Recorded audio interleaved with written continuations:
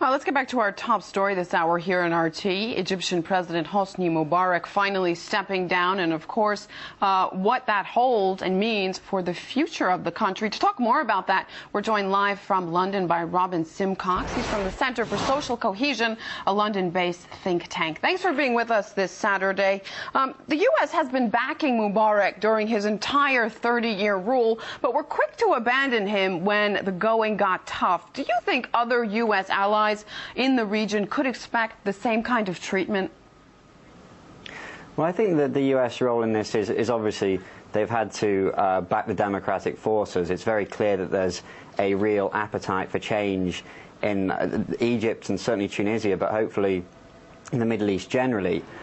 Today is potentially a great day, obviously, for the Egyptian people, but also for democracy generally. Obviously, we have to be careful that the army don't hold power. They have taken control at the moment, and we hope they give it over. And obviously America has to play a role in encouraging that democratic transition now in Egypt.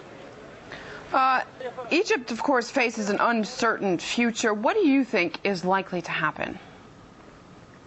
I think that what will happen now is the army will maintain control, hopefully temporarily.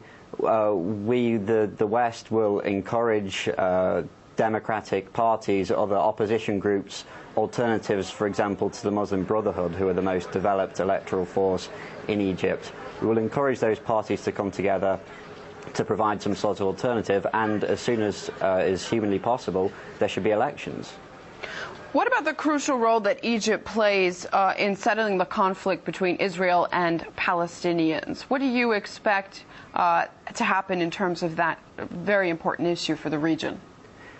Sure. Well, this is the big question. I think this is especially where the role of the Muslim Brotherhood is going to be crucial, because we need to keep the peace treaty that exists between Egypt and Israel absolutely needs to stay. Now, there is a concern if the Muslim Brotherhood gain too much power, gain too much influence in Egypt, that they will seek to rescind this treaty, which would obviously be a huge problem. The reason why America has given so much aid to Egypt, which you alluded to in the first question, a large part of it has been this role in trying to broker some kind of lasting peace between Israel and Palestine. So it's really important from the peace process's point of view that a new Egyptian government can continue to play that kind of role. Now, the face of the Arab world seems to be changing with all of these protests looming in the region. What kind of greater Middle East do you think we're going to see in the near future? It's really impossible to tell. Obviously, the fact that when people voted in Iraq in 2005, I think it was such a hugely symbolic moment, and we hoped that perhaps the democratic process would move along a bit quicker than it has.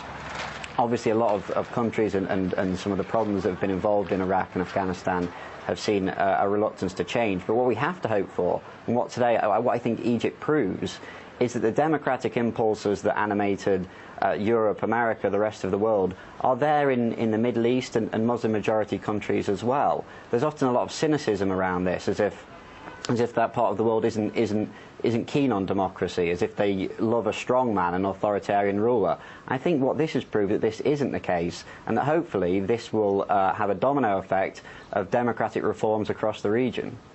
Live from London, Simcox from the think tank, the Center for Social Cohesion. Thanks for that.